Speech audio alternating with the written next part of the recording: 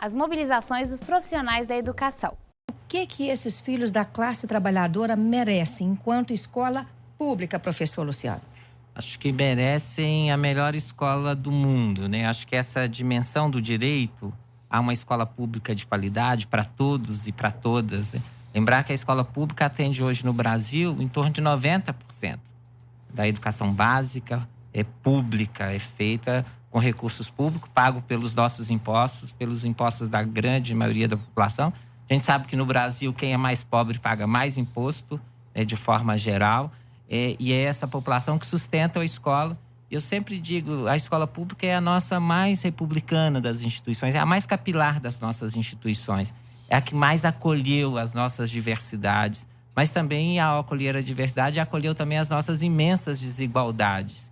Então, fazer a partir dessa desigualdade uma escola pública de qualidade para todos é um grande desafio que nós temos. Nós precisamos fazer esse debate com a sociedade, não é isso, Denise? A educação e os trabalhadores e a organização da classe trabalhadora através dos trabalhadores em educação no país sempre discordou e fez as disputas que eram necessárias e que são necessárias em relação ao avanço do direito à escola, em relação às nossas condições de trabalho. Nós fomos eleitos pelo atual governo e por um grupo político conservador que se denomina Escola Sem Partido, como o principal alvo e o principal inimigo do projeto que está em curso no nosso país. Acho que isso é importante a gente discutir isso. Em 2017, nós fizemos uma greve nacional contra a reforma da Previdência, convocada pela nossa confederação, que é a CNTE, que deu conta de impedir a aprovação da reforma da Previdência do Michel Temer naquela oportunidade.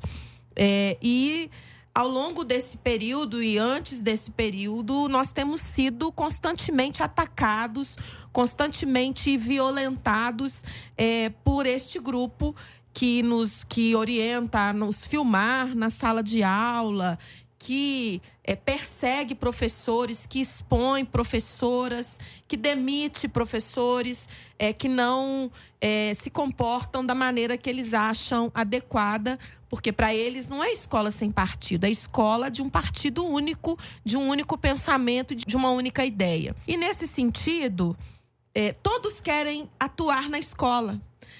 E é engraçado porque, assim, nós, professores, não vamos até uma delegacia ou até um batalhão de polícia questionar ou tentar atuar na segurança pública, porque nós fomos formados para ensinar a ler e a escrever e a ter uma visão de mundo que consiga, como Paulo Freire nos ensinou, uma visão de que a pessoa consiga entender onde ela está inserida e o que a disputa da sociedade, o que a luta por melhores condições, por direitos no nosso país, que passam pela educação. Nós não fazemos isso. Nós não entramos no Odilon Berens, por exemplo, e tentamos entrar numa sala de cirurgia e tomar o bisturi da mão do médico e tentar operar o paciente no lugar do médico, porque nós discordamos do médico ou da maneira como o médico se comporta na sala de cirurgia. Da mesma forma, nós não vamos até o Tribunal de Justiça e tomamos o lugar do desembargador ou do juiz, porque nós discordamos do posicionamento dele. Então, nós precisamos muito debater isso, sabe? Ninguém conta. E aí vamos pegar um gancho sobre a questão da militarização das escolas, que muitas comunidades acham que é importante, por conta das contradições da nossa sociedade que estão dentro da escola, mas eles não dizem que a farda custa R$600 e que os alunos que não têm dinheiro para comprar a farda, o enxoval, o casaco, vão para a aula no inverno sem a blusa de frio, porque não pode vestir uma blusa de frio comum por cima da farda. Então, a gente precisa discutir essas coisas. E aí, retomando, eu queria ouvir Luciano e o nosso companheiro Wallace do Brasil de Fato sobre isso aqui também, para que a gente coloque as coisas nos devidos lugares, porque nós estamos enfrentando atualmente no país uma usurpação das questões que regulam a sociedade. Eu acho que essa reforma da Constituição, que foi aprovada, ela precariza a escola pública em 2 aspectos, eu acho que fundamentais. Primeiro é nessa questão mesmo da formação de professores, né? Ou seja, para ser professor, para ser professora, para atuar na escola pública, na escola privada, é preciso ter uma formação. Ou seja, e essa formação demora tempo.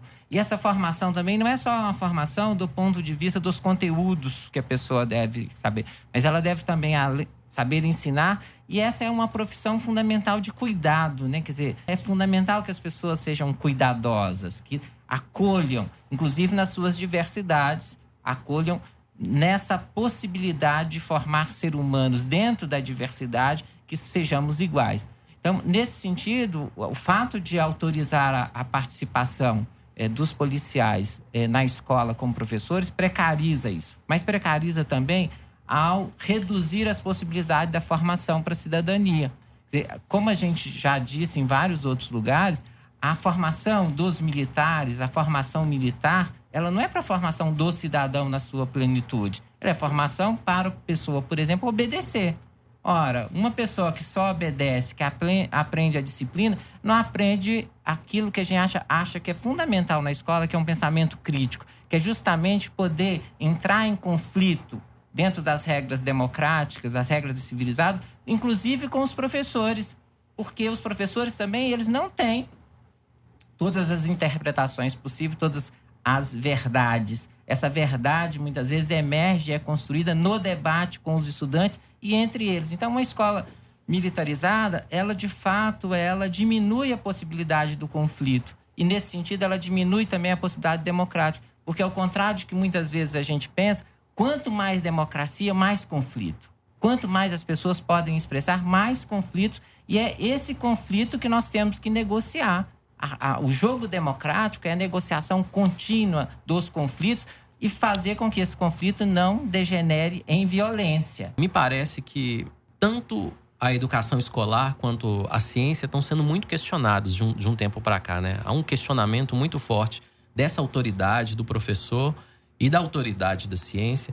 E aí você mencionou, professor, a capilaridade que a escola pública tem, né? A instituição republicana com a maior capilaridade que a gente tem, né, no nosso país e possivelmente no mundo inteiro.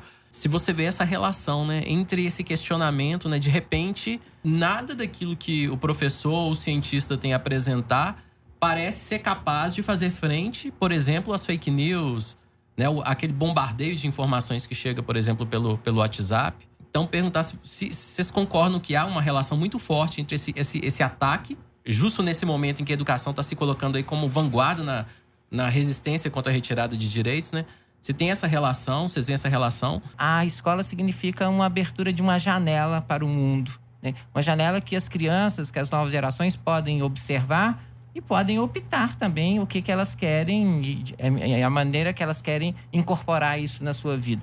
À medida em que você ataca a ciência, ataca a possibilidade do conhecimento científico ser uma reflexão e um conhecimento que nos ajuda a entender melhor a realidade, ou certos aspectos da realidade, você está banindo do espaço democrático, do espaço público e da escola, uma dimensão substantiva, uma dimensão fundamental da nossa vida cotidiana, né? Então, esses ataques, na verdade, fazem parte nos últimos anos, eu acho que numa perspectiva extremamente obscurantista, que tem tomado de assalto a vida pública brasileira e que esse governo, inclusive no Ministério da Educação, representa muito bem isso, né? É um elogio contínuo à ignorância, né? É um elogio contínuo à ideia do não saber. Muito se fala mal da escola pública, mas a gente tem visto nos últimos anos o quanto que essa escola incomoda. Porque se ela não incomodasse, ela não estava sob ataque. Se os professores não realizassem um bom trabalho na escola, eles não seriam eleitos os grandes inimigos da pátria, como tem sido nos últimos anos. Se os professores não incomodassem, a gente não teria uma escola sem partido querendo colocar mordaça nos professores. É por isso que a escola incomoda, porque ela atinge a tudo e a todos. No território, é aquela que mais está próxima da população. É onde a população, muitas vezes, encontra espaço, inclusive, de respirar. E que as nossas crianças, e aí, nesse sentido, sobretudo as meninas, cada vez mais, né, encontram no espaço da escola, no espaço onde elas podem expressar e não se calar, que muitas vezes na família e na própria religião, por exemplo, não permite. Então, a escola tem sido esse lugar de elaboração de novos projetos de futuro para essas gerações.